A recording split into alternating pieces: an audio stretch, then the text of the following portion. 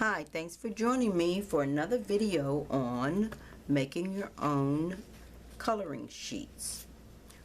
What you'll need is a pen or a pencil that has a fine tip so that it will fit between the stencils. You'll need an 8.5 by 11 sheet of paper that you fold in half and then fold it in half again. So we're only going to use the small space, that way you'll get comfortable with it, and then you can move on to larger sheets of paper. A stencil, and that's a stencil of any type. This is a different type stencil. It says self-adhesive, but I'm not going to pull the backing off. It's really thin.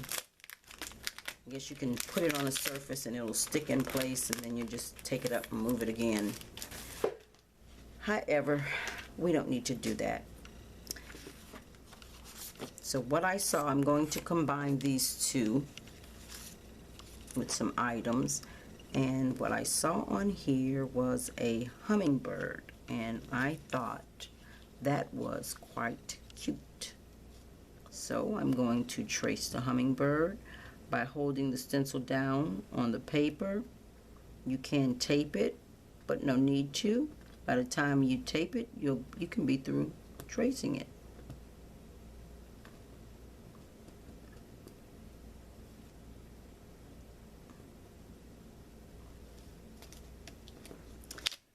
There's one.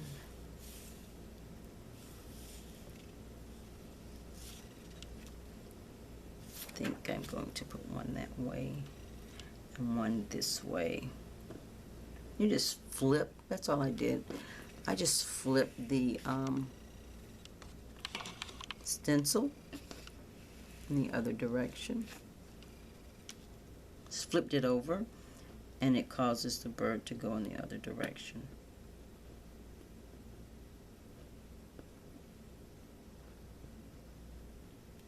You hold it steady and trace. You can also lift up the side of it and make sure you have everything that you wanted to put on there. So now I'm going to use the flowers off of here.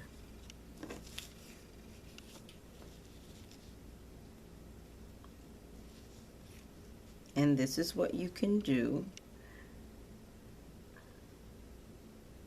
So remember, I don't want to trace over the little hummingbird that's there, but I want to make sure I capture him.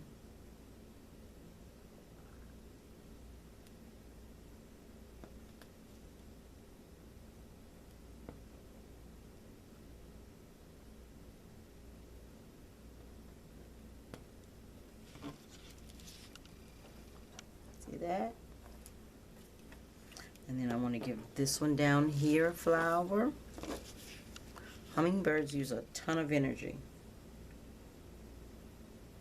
And this one will work right here. He's coming down to it.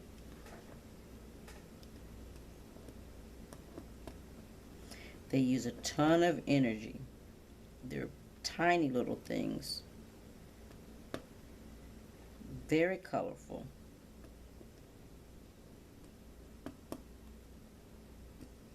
And they stop for the flowers always. There. So I have one here and one there. And then I'll just fill this space with other markings. So I'll run some flowers over the edges.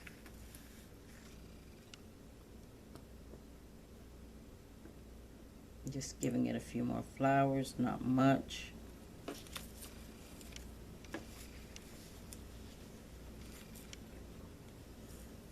That way, he has more than one that he can go to.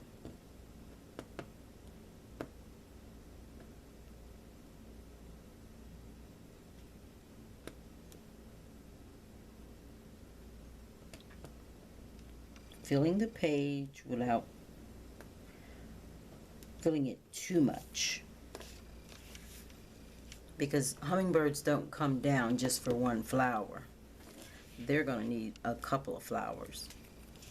So I'll put that one there, and then I'll come on the top here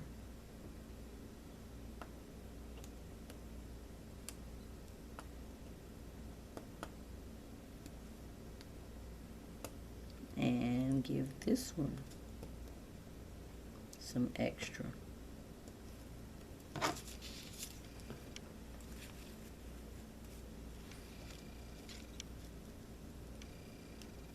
I'm not even going to put the whole thing on there. I'm just going to put part of that flower there.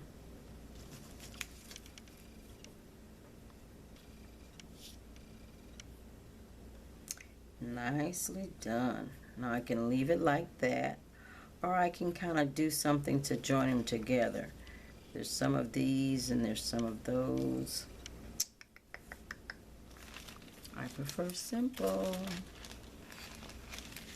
So I need something with circles. Well, you know what I'm going to do? I see this little loop-de-loop lines going on here. So I'm going to do this as if this was the mark, the flight path of the hummingbird.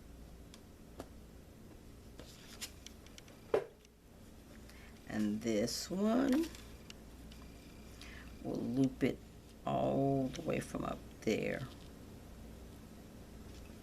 And say he came down that way.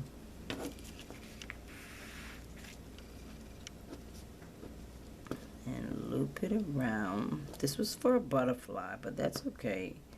It'll work for the hummingbird too. See that? Now I can leave it like that, or I can add some stuff in there. And I think I'm going to add a few shapes in there that's not too, we'll put this in there.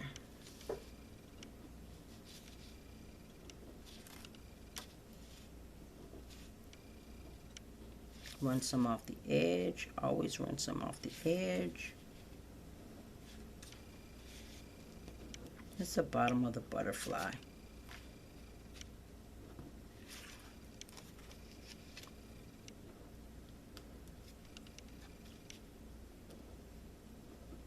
It's not quite a circle.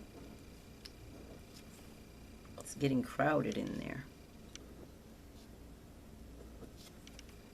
And I need to put some all up on over on that side.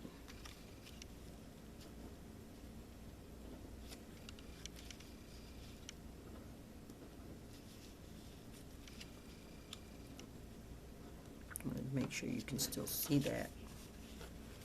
See, I'm just adding them in because I crowded so many right in here. I got to crowd them here and there in other spots as well,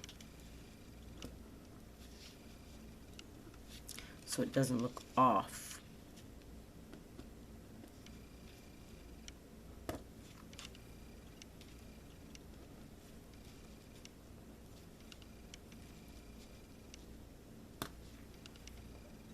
Perfect. I love it.